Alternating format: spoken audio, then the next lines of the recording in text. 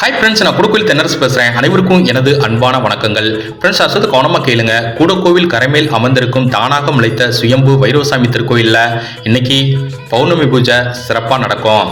அதாவது ஆகஸ்ட் மாதம் 19/8/2024 ஆவணி மாதம் 3ஆம் தேதி திங்கட்கிழமை, அதாவது மாலை 4 மணி முதல் 6 மணி வரை நடக்கும் பௌர்ணமி பூஜையில் குடக்கோயில் பொதுமக்கள் அனைவரும் திரளாக வருகை தந்து வைரவருடைய அருள் பெற்று செல்லுமாறு கேட்டுக்கொள்ளப்படுகிறார்கள்.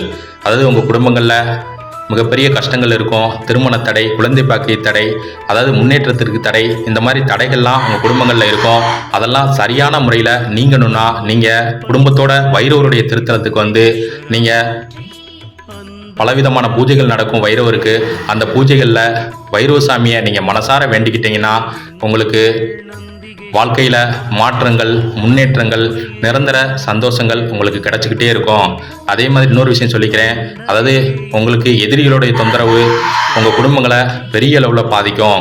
அந்த மாதிரி தொந்தரவுகள் ஏதாச்சும் இருந்துச்சுன்னா நீங்கள் வைரவசாமி கிட்ட வேண்டுதல் போட்டு, அதாவது வந்து நீங்கள் தடைகள் நீங்கணும், எதிரிகளிலிருந்து தொந்தரவு மாறணும் அப்படின்னு நினச்சிங்கன்னா நீங்கள் வைரவசாமியை தொடர்ந்து வழிபட்டுக்கிட்டே வந்தீங்கன்னா எந்த விதமான பிரச்சனையும் இருக்காது.